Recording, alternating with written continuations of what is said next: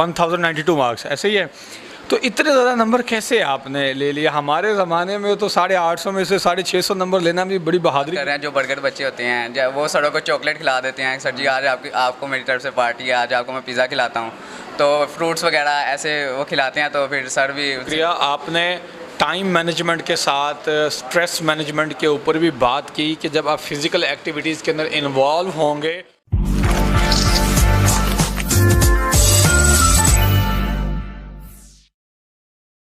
अस्सलाम वालेकुम नाजरीन, मैं हूं अलीतर चौधरी और आप देख रहे हैं ATC 92। नाजरीन, जैसा कि आपको मालूम है कि हम आगाए बगाए पाकिस्तान की मुख्तलिफ मेहनती शख्सियात का इंटरव्यू करते रहते हैं जिन्होंने कामयाबियों के पहाड़ों को सर किया होता है। लेकिन आज हमारे साथ ये एक नौजवान तालिब इल्म मौजूद है जिन्होंने मैट्रिक में लाहौर बोर्ड में 4th पोजीशन हासिल की। अब मिलते हैं उनसे कि कामयाबी के क्या राज हैं, कितनी मेहनत की और ये पोजीशन कैसे हासिल की। अस्सलाम वालेकुम सर। वालेकुम अस्सलाम। कैसे हैं आप? ठीक ठाक। आपका पहले तो बहुत शुक्रिया कि आपने अपना कीमती वक्त दिया मुझे। जी थैंक यू। अच्छा, मोहम्मद अहमद साहब, आप ये बताएं कि आप जिस एकेडमी से पढ़े हैं वहाँ पे टीचर्स क्या मारते थे या प्यार से पढ़ाते थे जो आपको ये सारी चीज़ें याद हो गई? तो सबसे पहले मैं आपको ये बताता चलूँ कि जहांगीर एकेडमी एक ऐसा अदारा है जिसने मुझे ज़मीन से आसमान की तरफ पहुँचा दिया, और यहाँ का स्टाफ बहुत अच्छा है जिन्होंने मुझे प्यार से भी पढ़ाया है और सख्ती भी की है। जब बच्चे को सख्ती होती है तो बच्चा कम भी पढ़ता है, लेकिन इंसान को चाहिए कि वो अपने टीचर्स का शुक्रिया अदा करे कि उन्होंने उसे कामयाबी से नवाजा है। तो मेरा ख्याल है कि टीचर्स ने मुझे प्यार से ही पढ़ाया है। जिन स्टूडेंट्स ने टीचर्स को तंग किया है, टीचर्स ने उन पर सख्ती की है, तो प्यार से पढ़ाने से फ़ायदा होता है, बच्चे का माइंडसेट भी अच्छा रहता है। तो मुझे खुशी है कि टीचर्स ने मुझे अच्छा पढ़ाया। अच्छा, आपने Subscribe and press the bell icon. 1092 marks, ऐसे ही है। तो इतने ज़्यादा नंबर कैसे आपने ले लिया? हमारे ज़माने में तो 850 में से 650 नंबर लेना भी बड़ी बहादुरी की बात होती थी।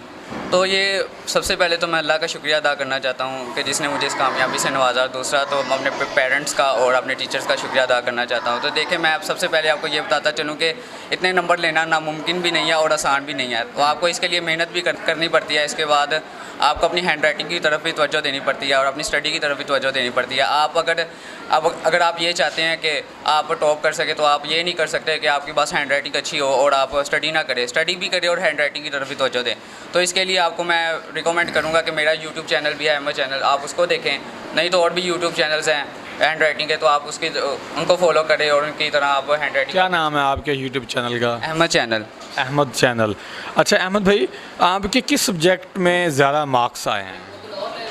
मेरा मैथमेटिक्स में अच्छे आए हैं, कंप्लीट मार्क्स हैं। 9th में भी पूरे मार्क्स हैं और 10th में भी पूरे मार्क्स हैं। उसके बाद मेरे मुताला पाकिस्तान में 9th में भी पूरे हैं और 10th में भी पूरे हैं, और बायोलॉजी में भी मेरे पूरे हैं। इसके बाद 100% मार्क्स हैं बायोलॉजी में। जी। इसका मतलब फिर आप डॉक्टर बनेंगे? जी, मैं इंशाल्लाह ताला अल्लाह के फजल से मेरी तो ख्वाहिश ये है कि मैं कार्डियोलॉजिस्ट बनूँ ताकि मैं पाकिस्तान के जो से गरीब लोग हैं उनकी खिदमत कर सकूँ और उन्हें।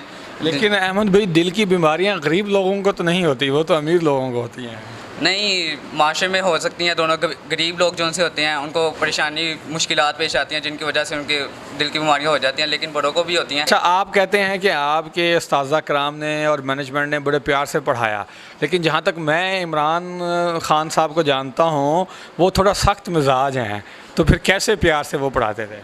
नहीं सर, बहुत अच्छे हैं हमारे, इनकी वजह से मेरे कामयाब हुआ हूँ। तो काफ़ी अच्छा उन्होंने मुझे स्टडी करवाई है। तो प्यार से जौन से बच्चे अच्छे पढ़ते हैं तो सर उनसे उस लिहाज से पेश आते हैं। अब अच्छा बच्चा जो पढ़ता है सर उसे नरम पेश आते हैं। जो अब नहीं पढ़ता, वालिदैन को तंग करता है, टीचर्स को तंग करता है, लोगों से बदतमीज़ी करता है, किसको बोलने का इखलाक नहीं है, तो सर फिर उस लिहाज से पेश आते हैं। तो सारे सर मेरे से यानी कि अच्छा फ्रेंडली रखते थे। अच्छा, मुझे ये बताइएगा कि आपके जब एकेडमिक टेस्ट होते थे, एकेडमी के अंदर मंथली टेस्ट या वीकली टेस्ट, तो उसमें भी आपके 100% मार्क्स आते थे या कम ज़्यादा होते थे?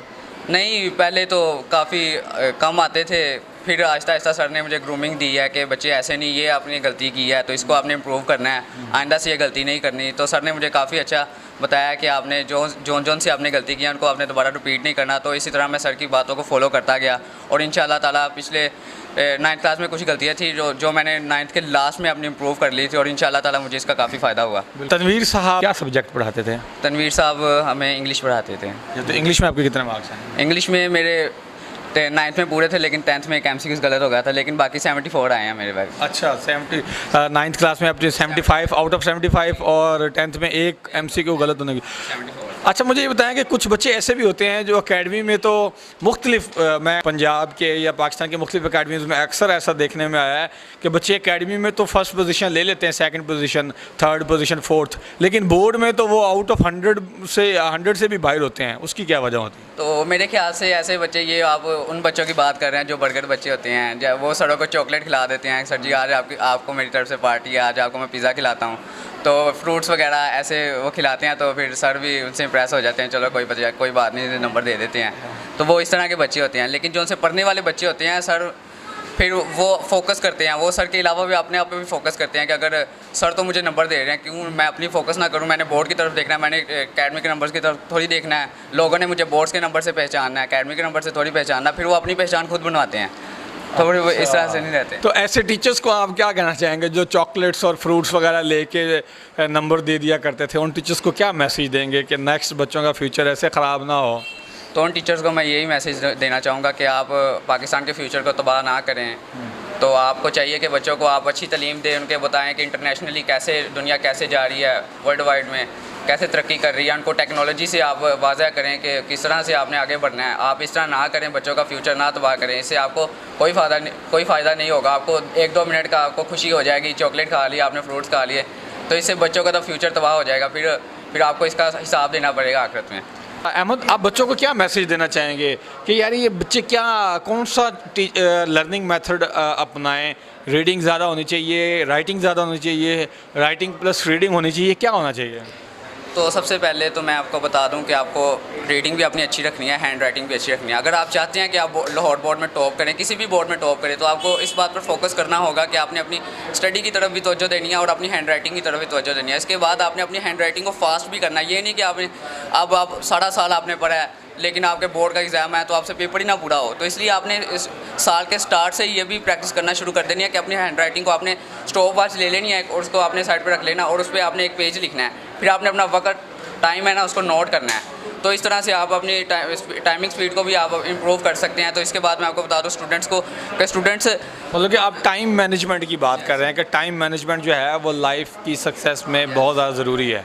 और क्या कहना चाह रहे थे आप? और मैं आपको स्टूडेंट्स को ये भी बता दूं कि आपने सिर्फ पढ़ना भी नहीं है, पढ़ के भी बंदा पागल हो जाता। तो आपको चाहिए कि आप स्पोर्ट्स में भी हिस्सा लें, अपना कोई आपकी हॉबी है, जैसे कई बच्चों की हॉबी होती है क्रिकेट खेलना, बैडमिंटन, कई की होती है पेंटिंग करना, तो आप अपनी हॉबी भी साथ करें। इससे आपको रिफ्रेशमेंट मिलेगी और आप इनसे इंस्पायर होंगे। तो इसलिए आपको चाहिए कि आप पढ़ें भी, पढ़ने के वक्त आपने सिर्फ पढ़ाई करनी है सख्ती से, और जब भी आपने आपका जो होगा खेलने का टाइम, तो इस वक्त आपने खेलना है। तो यही मैं आपको मैसेज देना चाहूँगा। आपने टाइम मैनेजमेंट के साथ स्ट्रेस मैनेजमेंट के ऊपर भी बात की कि जब आप फिज़िकल एक्टिविटीज़ के अंदर इन्वॉल्व होंगे तो आप स्ट्रेस फ्री रहेंगे, और लेकिन उस फिज़िकल एक्टिविटी के लिए भी आपने अपना टाइम टेबल मैनेज करना है, स्टडी का, राइटिंग का और स्पोर्ट्स का।